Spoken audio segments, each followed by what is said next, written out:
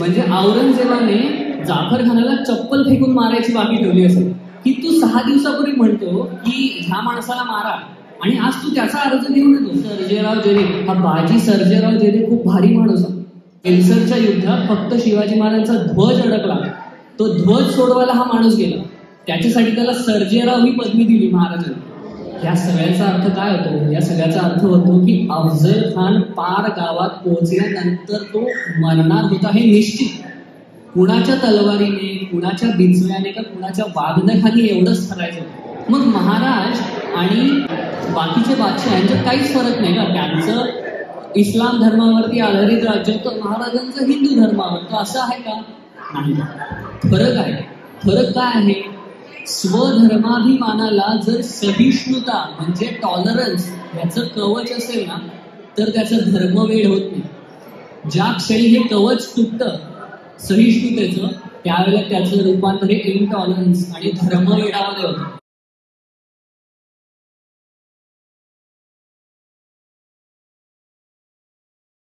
सर्वप्रथम श्री गणरायाला विनंती की हे श्री गणेशा माझी अंतरी धरावे, सर्व काळ वास्तव्य करावे, मज वाक्शून्यास वदवावे, कृपा कटाक्षे करून.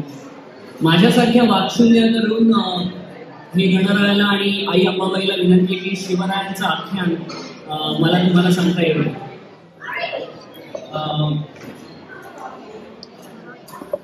कोविड ही जी 2 वर्ष आहेत ही आपल्या सगळ्यांना व्यवस्थित लक्षात आहेत, पण आपल्या कुणालाच आठवायची नाही. या 2 वर्षांमध्ये आपण वेगवेगळ्या गोष्टी पाहिल्या. म्हणजे लॉकडाऊन पाहिला, आपण असं पाहिलं की हॉस्पिटलमध्ये जागा नाहीये, औषधं लागू पडतायत का नाही पडत आहेत हे कळत नाहीये, पूर्णपणे अनिश्चितता होती.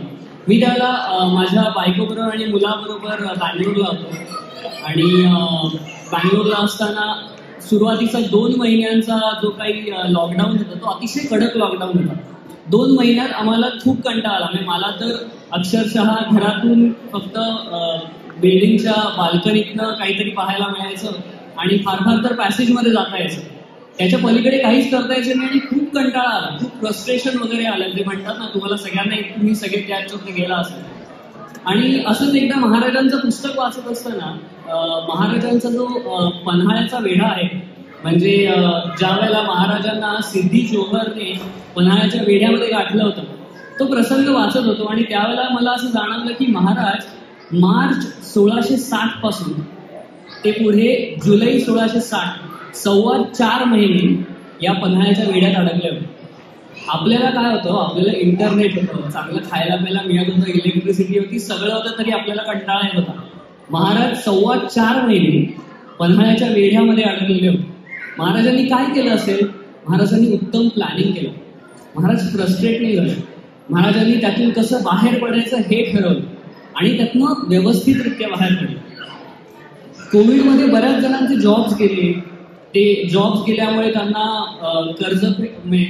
घराची कर्ज फेडता आली, त्याच्यामुळे काही जणांची घरं गेली, जीवाभावाची माणसं गेली, बऱ्याच जणांचं होत्याचं नव्हतं झालं. 1666 महाराजांचं असंच होत्याचं नव्हतं झालं. महाराजांकडे जे काही गड होते त्यातले 23 किल्ले महाराजांनी पुरंदरच्या तहानवये मुघलांना दिले, औरंगजेबाला दिले. महाराजांजवळ फक्त 12 किल्ले आणि 1 लाख मुलांचा मुलूक राहिला. म्हणजे एखादा जर माणूस असा ना तो हाय खाऊन गेला असता. एखादा माणूस दारूच्या मार्गाला लागला असता, म्हणाला असता कुठे स्वराज्य वगैरे करत उभं राहायचंय, सगळं होत्याचं नव्हतं झालं तर काय करायचं. पण हेच हे महाराजांनी त्यांची जिद्द सोडली नाही. 1666 महाराजांकडनं त्यांचं होत्याचं नव्हतं झालं. पुढे 14 वर्षात त्या 12 किल्ल्यांचे महाराजांनी 300 किल्ले केले. 300च्या वर किल्ले मिळवले. आपण ज्याला म्हणतो की बाउन्स बॅक करणं, ते महाराजांनी अतिशय उत्तमरित्या केलं. महाराजांच्या आयुष्यातले जे जे पराक्रम आहेत ते आपण ज्या ज्या वेळेला ऐकू ना त्या वेळेला आपल्याला नवीन हुरूप येतो आणि त्याचमुळे ते रूप आठवलं महाराजांचं आपण की आपण काहीतरी नवीन गोष्ट करू शकतो. म्हणूनच समर्थ रामदास म्हणतात, शिवरायांचे 8वावे रूप, शिवरायांचा 8वावा प्रताप, शिवरायांचा 8वावा साक्षेप, साक्षेप म्हणजे निर्धार, शिवरायांचा 8वावा साक्षेप भूमंडळी. आणि त्याच निमित्ताने या शिवजयंतीसाठी मी महाराजांचे काही किस्से तुम्हाला आज सांगणार आहे. कला संस्कृतीची यावर्षीची थीम आहे इक्विटी, इक्वॅलिटी आणि युनिटी. ज्या ज्या ठिकाणी या किस्स्यांमध्ये मला महाराजांची इक्वॅलिटी तुम्हाला सांगता येईल, महाराजांनी कशी युनिटी केली हे सांगता येईल ना, त्या त्या ठिकाणी मी तुम्हाला सांगण्याचा प्रयत्न करेन. तर आपण सगळ्यात पहिलं महाराजांच्या स्वभावाचा एक गुणविशेष पाहूया, तो म्हणजे मुत्सद्देगिरी, डिप्लोमसी ज्याला म्हणतात. आपल्याला शिवाजी महाराज म्हटलं की काय डोळ्यासमोर येतं? अफजल खानाचा वध, शास्ताखानाची बोटं छाटली, सुरतेची केलेली पहिली आणि दुसरी लूट, किंवा उंबरखिंडीची लढाई जी महाराजांनी अतिशय सुंदररित्या जिंकली. म्हणजे आपल्याला महाराजांनी जिथे जिथे तलवार गाजवली ना, ते किस्से पटकन डोळ्यासमोर येतात. पण महाराजांनी जितकी तलवार गाजवली ना, तितकीच महाराजांनी त्यांची किंवा थोडी जास्तच महाराजांनी त्यांची मुत्सद्देगिरी चालवली. म्हणजे आग्र्याहून सुटका हा जो महाराजांचा जो काही मास्टर पीस आहे मुत्सद्देगिरीचा, त्याच्यामध्ये आपल्याला नेहमीच एवढं माहिती असतं की महाराजांना आग्र्याला कैद झाली, मग ते मिठाईच्या पेटारात बसले आणि सुटले. पण त्याच्यात महाराजांनी जी काही मुत्सद्देगिरी केली ना, ती सांगायला 2 तास सुद्धा कमी पडते. मला वाटते कला संस्कृतीने अजून एक कार्यक्रम आयोजित केला तर मी नक्की 2 तास त्याच्यावरती सांगू शकेन की महाराजांनी काय काय केलं. पण त्यातला एक छोटा किस्सा मी आज तुम्हाला सांगणार आहे, आणि हा पूर्णपणे अपरिचित किस्सा आहे. आणि हा किस्सा जो आहे ना, तो राजस्थानी रेकॉर्ड्स म्हणजे. हे राजस्थानी रेकॉर्ड्स म्हणजे काय, तर मिर्झा राजा जयसिंग तुम्हाला सगळ्यांना माहिती आहे, त्यांचा मुलगा रामसिंग याला महाराजांची सगळी काळजी आग्र्याला घेण्याचं सगळी जबाबदारी दिली होती. त्याच्याकडे एक अधिकारी होता, त्याचं नाव होतं परखलदास. तो काय करायचा दिवसभरात, तर रामसिंग संध्याकाळी दरबारात आला ना की त्याला सांगायचं आज दिवसभरात काय काय झालं, असं तर लिहून घ्यायचं. रिपोर्टिंग, आपल्याला वाटतं रिपोर्टिंग वगैरे सगळ्या मॉडर्न कॉन्सेप्ट, असं काही नाही. पूर्वीपासून रिपोर्टिंग वगैरे सगळं व्यवस्थित चालू आहे. तर परखलदास जे काही दिवसभरात झालं ते लिहून घ्यायचं. ते राजस्थानी रेकॉर्ड्स मध्ये त्यांनी सगळं नोंदवून ठेवलेलं आहे. आपल्याला आग्र्याहून सुद्धा राजस्थानी रेकॉर्ड्स मधनं अतिशय उत्तमरित्या कळते. तर 12 मे 1666 प्रौढ प्रताप पुरंदर क्षत्रिय कुलावतंस छत्रपती शिवाजी महाराज हे औरंगजेबाला मुस्तकिरुल खिलाफत अकबराबाद म्हणजे कुठे आग्र्याला भेटले. ही उगाच त्यांची मोठी मोठी नाव मोठं आणि लक्षण खोटं म्हणतात ना, की तशी मुस्तकिरुल खिलाफत अकबराबाद म्हणजे आग्रा. तर आग्र्याला शिवाजी महाराज भेटले आणि दरबारात जो काही प्रसंग झाला आपल्या सगळ्यांना माहिती आहे. म्हणजे महाराजांच्या पुढे महाराजा जसवंत सिंगला उभं करण्यात आलं, जो सतत महाराजांच्या मावळ्यांकडनं सुद्धा मार खात होता. त्यामुळे महाराजांचा ज्वालामुखी फुटला. महाराजांचा महाराष्ट्राचा जो स्वाभिमान आहे तो त्या दरबारामध्ये तिथे उभा राहिला आणि औरंगजेबाचे डोळे त्याने फुटले. त्या दिवशी कसं कसं सांभाळून घेतलं सगळ्यांनी आणि त्या दिवशीचा दरबार संपला. 13 मेला 3 टाळकी औरंगजेबाला शिवाजी महाराजांच्या विरुद्ध औरंगजेबाचे कान भरायला आले. ते 3 टाळक्यांपैकी पहिला माणूस कोण होता, तर तो होता वजीर जाफर खान. हा वजीर जाफर खान आहे, ह्याचं महाराजांनी काय घोडं मारलं होतं म्हणून त्याला इतका राग आला की तो औरंगजेबाचे कान भरायला गेला. तर या जाफर खानाचं महाराजांनी काही घोडं मारलं होतं. ह्याची जी बायको होती ना, ती अमीर उल उमराव नवाब बहादूर मिर्झा अबू तालिब म्हणजे कोण, तर शास्ता खान. पुन्हा नाव मोठं लक्षण खोटं, 3 बोटं महाराजांनी एका रात्रीत छाटली द्यायची. याची बहीण होती. आता बायकोने प्रेशर टाकल्यानंतर त्याला बिचारायला औरंगजेबासमोर तोंड उघडायला हवं. त्यामुळे जाफर खान हा औरंगजेबाकडे महाराजांच्या विरुद्ध कान भरायला. अजून एका ताई आल्या होत्या, एक ताई. त्या ताईंचं नाव काय होतं, या ताईंचं नाव होतं जहां आरा बेगम. या कोण होत्या, त्या औरंगजेबाची मोठी बहीण. मग बहिणीला खूप वाईट वाटलं का, म्हणजे की आपल्या भावाचा घर दरबारात महाराजांनी अपमान वगैरे केला म्हणून वाईट वाटलं का, तर असं काही नाही. ह्या बाईंना सुरतेचं उत्पन्न मिळायचं आणि सुरत आणि शिवाजी महाराजांचं काय नातं हे तुम्हाला अगदी व्यवस्थित माहिती आहे. बरोबर 3 वर्ष आधी शिवरायांनी सुरत लुटली होती आणि ती सल या जहां आरा बेगमच्या मनात होती की अरे आपलं उत्पन्न गेलं. खरं तर ज्या वेळेला हे सगळे भाऊ औरंगजेब, शाह शुजा, मुराद वगैरे हे सगळे भाऊ एक दारा शिको हे एकमेकांशी भांडत होते ना की बादशाह कोण बनणार, त्यावेळेला ही जहां आरा बेगम ही दारा शिकोच्या पक्षात होती. म्हणजे औरंगजेबापेक्षा तिला दादा शिको महत्वाचा होता, तिला काही औरंगजेबाची एवढी काळजी नव्हती. आणि तिसरा माणूस कोण होता? तो तिसरा माणूस होता महाराजा जसवंत सिंग. त्याचा तिळा एवढा इगो दुखावला की आता त्याने खरोखर मार खाल्ला होता महाराजांच्या मावळ्यांकडे. पण महाराजांनी आग्र्याला अगदी दरबारामध्ये भर सांगितलं तर त्याचा इगो दुखावला ना, त्याला वाईट वाटलं. गेला लगेच तो बादशाकडे कंप्लेंट करायला. ते तिघांनी जे काय होतं ते औरंगजेबाचे कान वगैरे भरले, म्हणाले की हा एक साधा भूमी आहे आणि तो येऊन असं एवढं इकडे. भूमिया म्हणजे जमीनदार, एक साधा छोटासा जमीनदार आहे आणि तो भर दरबारात येऊन तुमचा अपमान करतो, तुम्ही शांत वगैरे बसता कसं वगैरे वगैरे वगैरे बरेच काही कान भरले. जसं काय ना औरंगजेबाला काही वाटतच नव्हतं, औरंगजेब दाखवत नव्हता तो ना, मनातून त्याच्याही आग लागलेली होती. त्याला काय होतं, त्याला आपल्या दरबारामध्ये ताटाखालची मांजरं बघायची सवय होती. सह्याद्रीचा वाघ कुठून आला अचानक हे बघून तो पण गोंधळलेला होता. तर त्याच्यामुळे ते सगळं झालं. आणि मग सगळ्यांनी शेवटी काय ठरवलं, म्हणजे औरंगजेबाने ह्या सगळ्यांनी सांगितल्यावर काय ठरवलं, तर त्याचं म्हणणं होतं की आपण शिवरायांना मारून टाकू, असं एक ह्याच्यातनं निष्कर्ष निघाला. ही गोष्ट झाली 13 मेला. ठीक आहे. ह्याच्यानंतर बरोबर 5 दिवसांनी सभासद बकरीमध्ये उरले की हा जो वजीर जाफर खान होता ना, ह्याला भेटायला शिवाजी महाराज त्याच्या घरी गेले. आता ह्याची बायको आधीच घाबरली की माझ्या भावाची 3 बोटं छाटली. सभासद बकरीमध्ये त्यांनी इतकं सुंदर वर्णन केलं की ती आपल्या नवऱ्याला म्हणे की अहो घालवा याला, ह्याने माझ्या भावाची बोटे बिटे छाटले, तुम्ही अशा माणसाला घरी बोलवता, आग्र्याला बोलवता वगैरे वगैरे केलं. आणि मग जाफर खान त्याला भेटला. पण महाराजांची काय छाप पडत असेल एखाद्या माणसावर, महाराज त्याच्याशी काय बोलले हे इतिहासाला दुर्दैवाने माहिती. कारण मुत्सद्देगिरी काय केली जाते ही लिहिली जात नाही ना कुठे. तर काय बोलले महाराज माहिती नाही. हा माणूस दुसऱ्या दिवशी 19 मेला शिवाजी महाराजांचा अर्ज घेऊन औरंगजेबाकडे गेला. म्हणजे औरंगजेबाने जाफर खानाला चप्पल फेकून मारायची बाकी ठेवली असेल की तू 6 दिवसापूर्वी म्हणतो की ह्या माणसाला मारा आणि आज तू त्याचा अर्ज घेऊन येतो. बरं, ह्या अर्जाचं काय झालं ते महत्वाचं आहे. ह्याच्यानंतर एक 15-16 दिवस 5 जून 1666 औरंगजेब असं दरबारात बसला होता आणि एक सरदार का अधिकारी का कोणीतरी हशम वगैरे आला आणि तो म्हणाला की हा रामसिंग आणि शिवाजी महाराज जे आहेत ना त्यांची माणसं ना सारखी आग्र्यात येतात. आता आग्र्यात येतात म्हणजे काय, तर त्यांच्या छावण्या आग्र्याच्या बाहेर लागलेल्या होत्या. त्याने काहीतरी तक्रार वगैरे केली की ती माणसं सारखी येतात. औरंगजेबाला काही कारणच हवं. पुन्हा हे सगळं राजस्थानी रेकॉर्ड्समध्ये नोंदवून ठेवलेलं. त्यावेळेला औरंगजेब म्हणे फार चिडला आणि तो म्हणाला फौलाद खान आपल्याला सगळ्यांनाच माहिती आहे, त्यांच्या सगळ्यांना महाराज पळाले. त्या फौलाद खानाला औरंगजेब म्हणाला आत्ताच्या आत्ता जा आणि त्या शिवाला, तो शिवाजी नाही म्हणाले, जी म्हटलं की खूप मान वगैरे दिला होता तो नेहमी शिवा म्हणायचा, मला जा आणि आत्ताच्या आत्ता त्या शिवाला मारून टाक. त्याने हा आदेश दिला आणि त्यावेळेला एक बाई उभी बोलली. त्या बाई जहाआरा बेगम.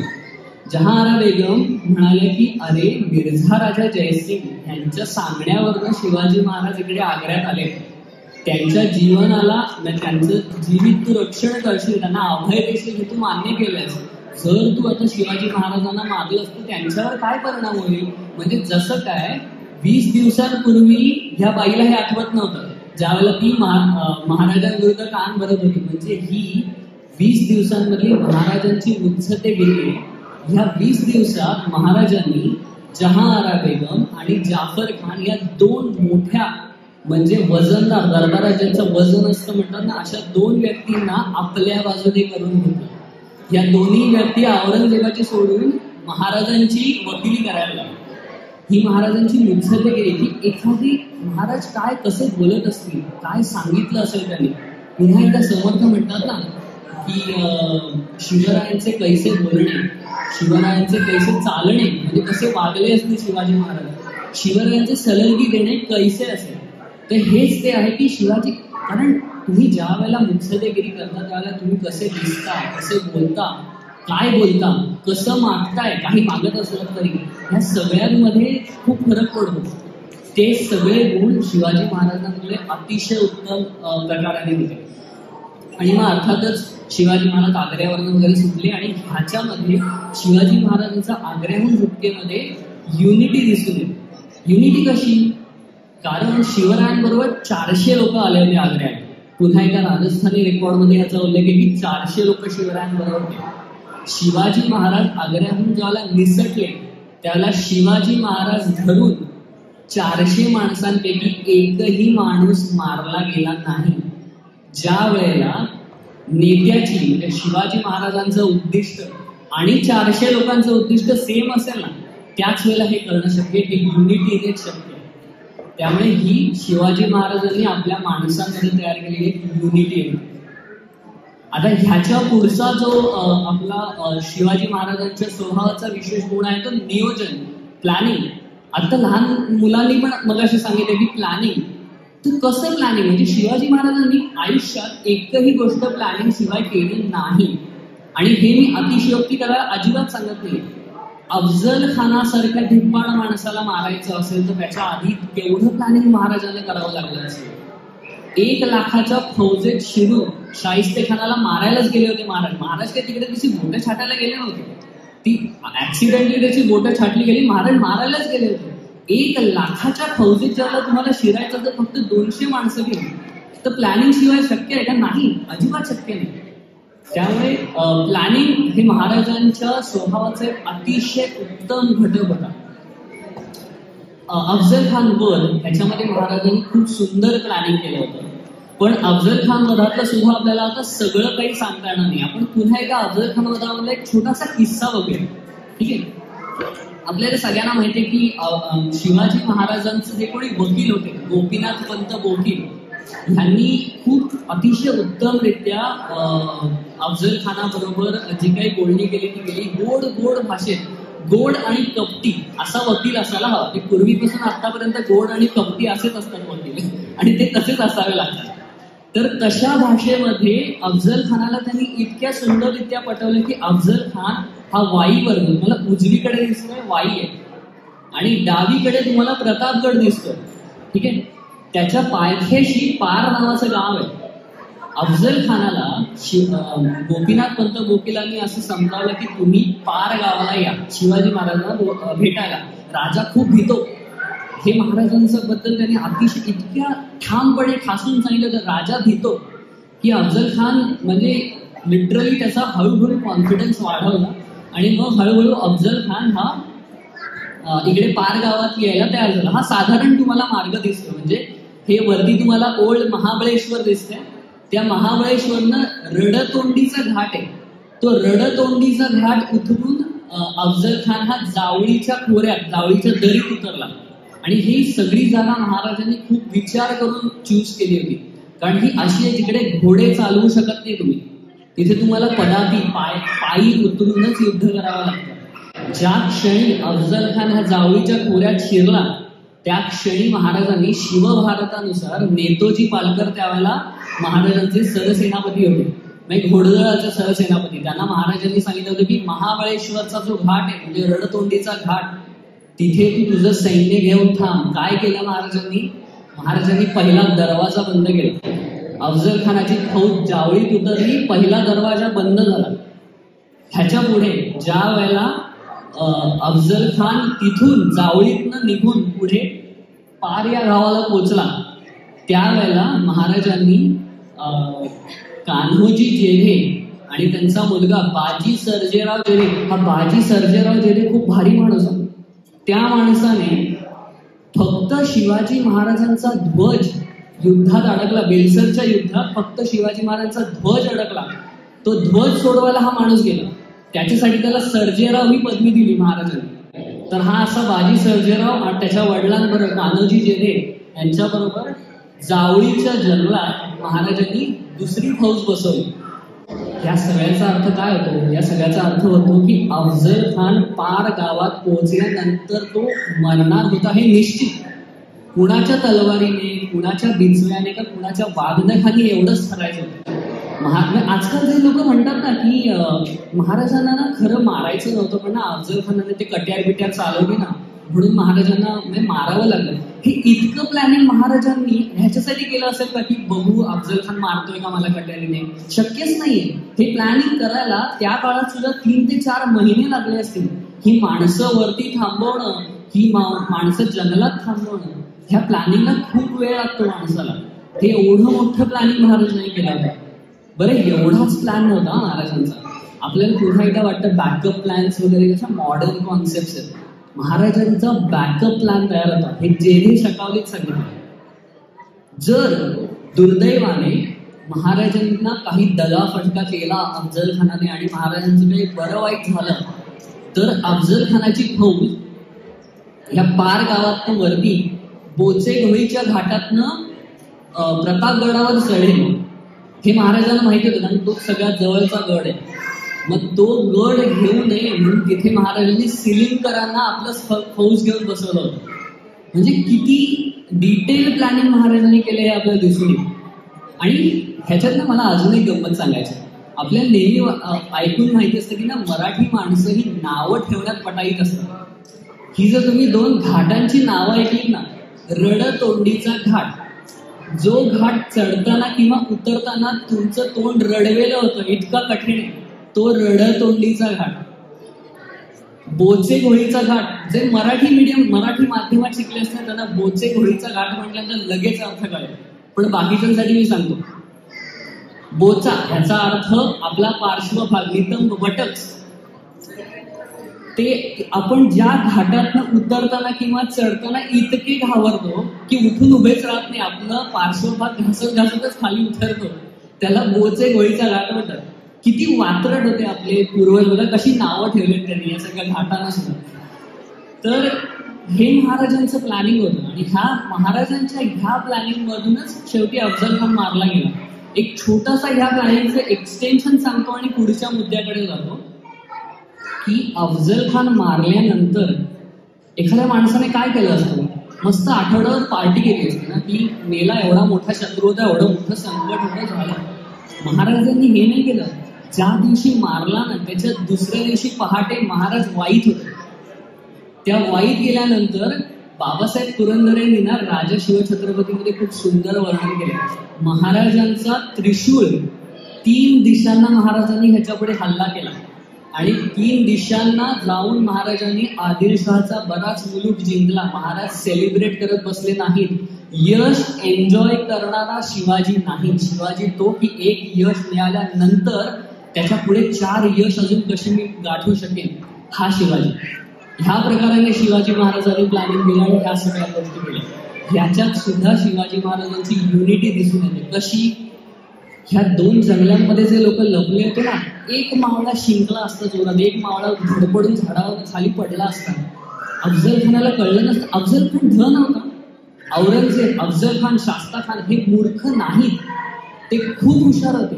आजकाल काही लोक चुका करतात आणि म्हणतात की अफजल खान तर ढ होता, कसा नाही. महाराज 8 वर्षाचे असतानाच अफजल खानाचं पत्र उपलब्ध आहे, ज्याच्यात अफजल खानाने परवानगी दिली. म्हणजे तो राजकारणात मुरब्बी होता.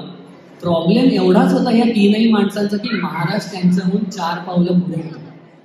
आणि त्याचमुळे महाराजांचं मोठेपण आपल्याला दिसून येतं. ह्याच्या पुढचा मुद्दा आहे धर्म. आता जी काही महाराजांच्या आजूबाजूची सगळी राज्य होती आणि तो सगळा जो काळ होता तो पूर्णपणे धर्मावर अवलंबून होता. मुघलांचं राज्य असेल किंवा आदिलशहाचं राज्य असेल, हे सगळी धर्माधिष्ठित राज्य होती. त्याच्यामुळेच महाराज जे होते ना, ते स्वतः सुद्धा प्रचंड स्वधर्माभिमानी होते. हे आपल्याला कशावरनं कळतं? तर महाराजांनी जो त्यांचा राजाभिषेक करून घेतला ना, सभासद बकरीमध्ये सांगितलंय की महाराजांच्या राजाभिषेकाला 1,43,00,000 होन एवढा खर्च आलाय. 1,43,00,000 होन. हे किती होते हे जर मी तुम्हाला सांगितलं ना, तर तुम्हाला त्याचा अंदाज येईल. महाराज ज्याला मृत्यूशय्येवर होत्या ना, त्याला सभासद बकरीमध्ये महाराजांच्या तोंडी एक वाक्य दिलं. त्यात महाराज म्हणतात, 40,000 होनांचं पुण्याची जहागीर माझ्याकडे होती, त्याची मी 1 करोडचा अख्खा प्रदेश मी जिंकला. म्हणजे 1 करोडचं उत्पन्न महाराजांना प्रदेशातनं त्यांच्या मिळत होतं. एवढा महाराजांनी प्रदेश उभा केला होता. त्या 1 करोडतून 43,00,000 अजून खर्च करून महाराजांनी त्यांचा राज्याभिषेक करून घेतलेला. ह्याच बरोबर ह्या आपल्याला माहिती असतं 6 जूनला महाराजांचा राज्याभिषेक झाला. पण राज्याभिषेक 1 दिवस झाला का? नाही. राजाभिषेक 8 दिवस सुरू होता.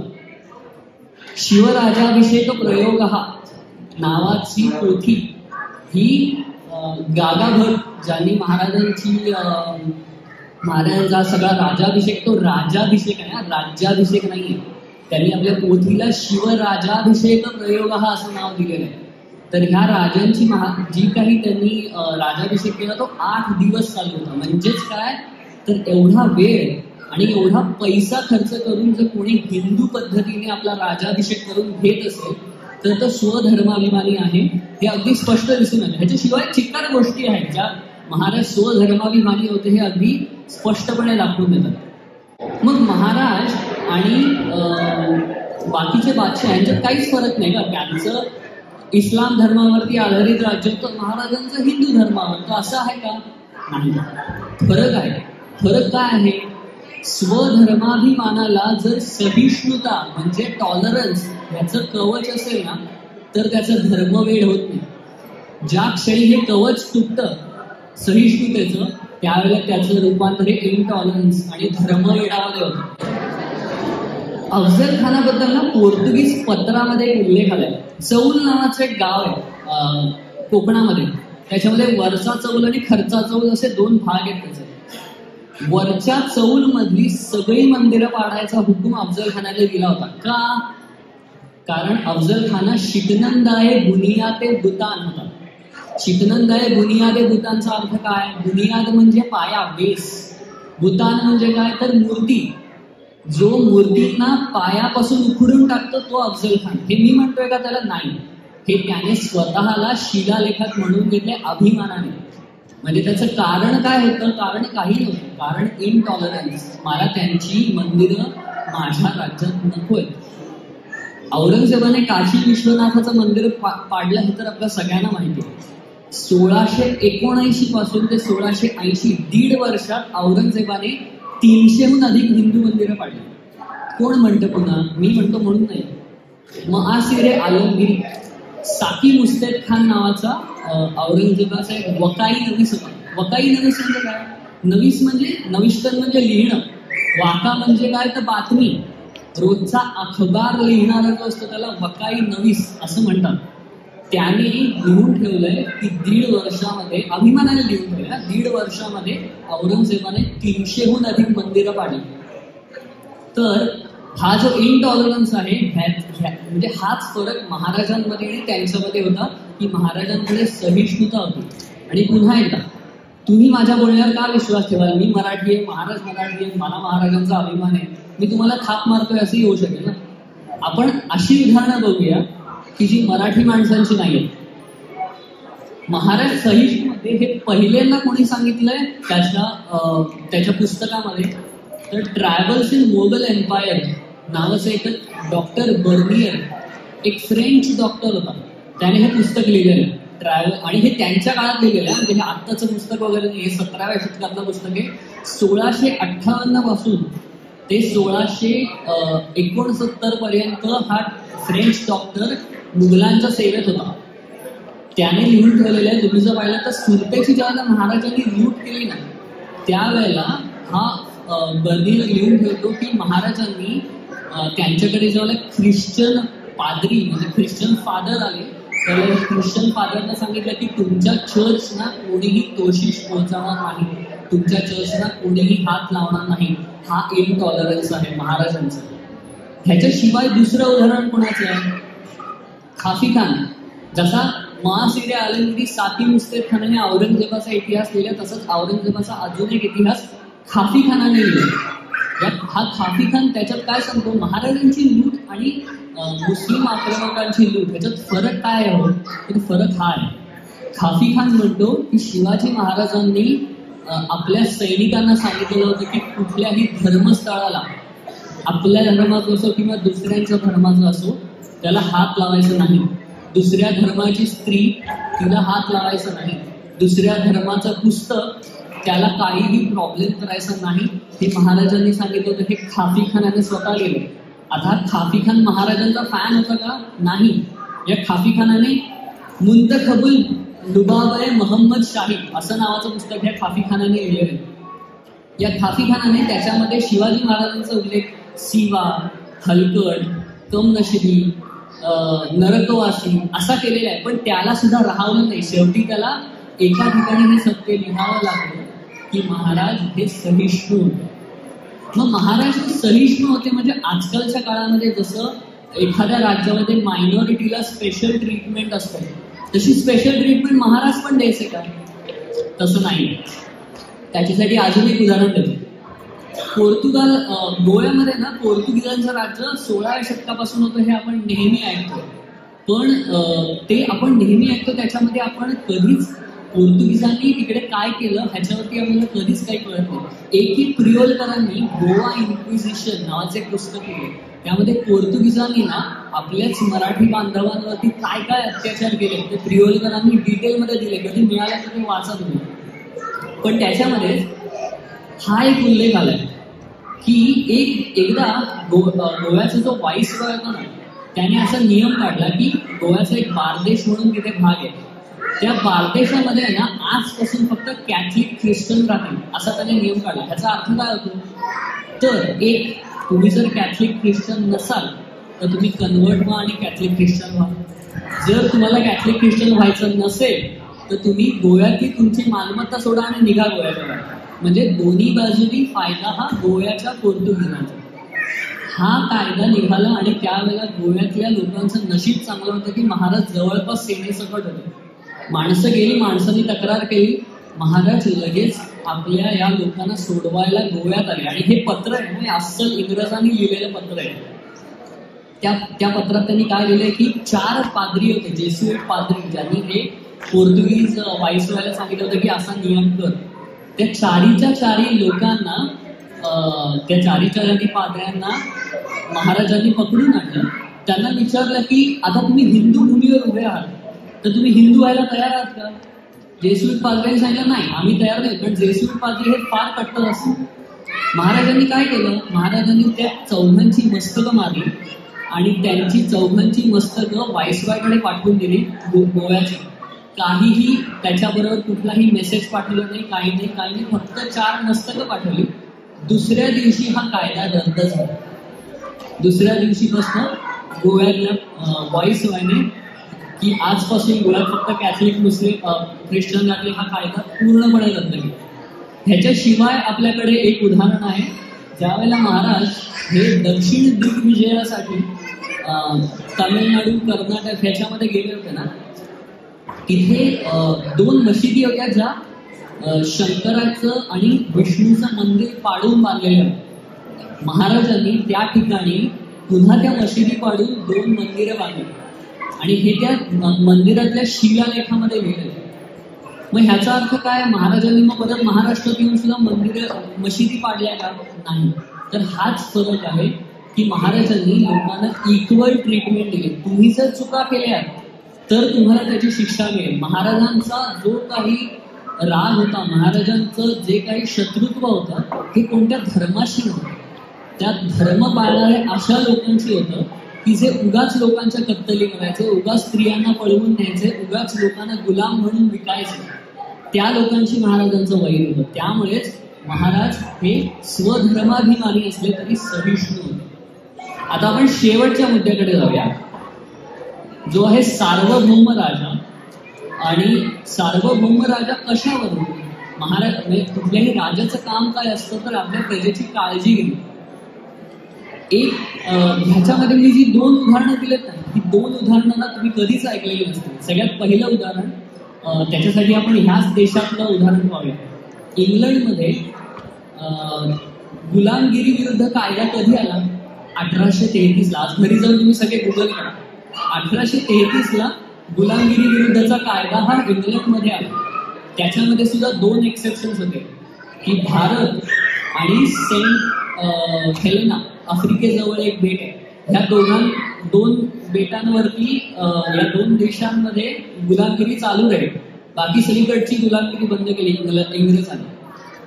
ह्यांच्या 155 वर्ष आधी शिवाजी महाराजांनी ज्याला दक्षिण दिग्विजयाला गेले होते त्यांना डच लोक भेटायला आले व्यापाराच्या काही गोष्टी बोलण्यासाठी.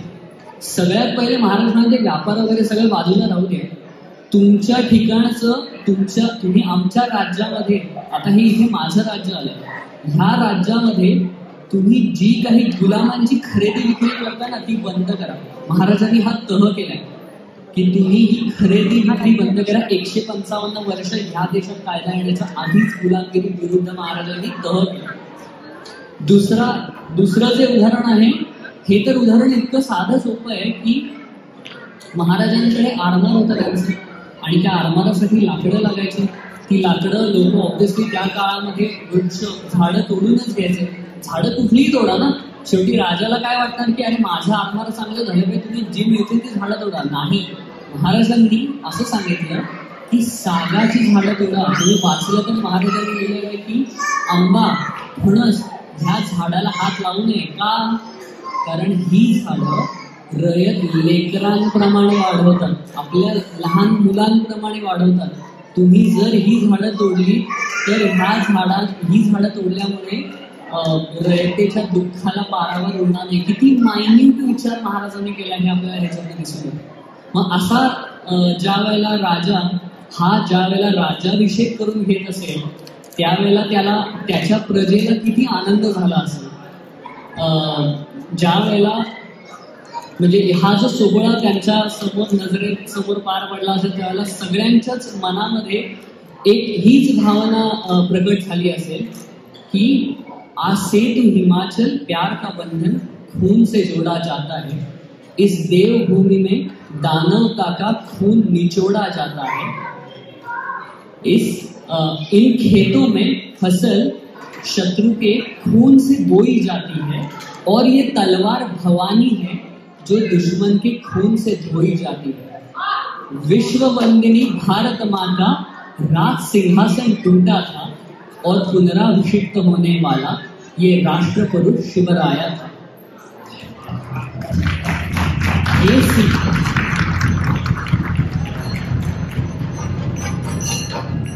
ये सिंहासन रामकृष्ण का, इंद्रप्रस्थ यह धर्मराज का, शालिवाहन चंद्रगुप्त का, पुलकेशी विक्रमादित्य का, पौरस अशोक पृथ्वीराज का, गुरु अर्जुन राणा प्रताप का, पौरुषता की परंपरा का महापराक्रमी राजा का, पुनराभिषिक्त होने वाला ये राष्ट्र पुरुष शिवराया है.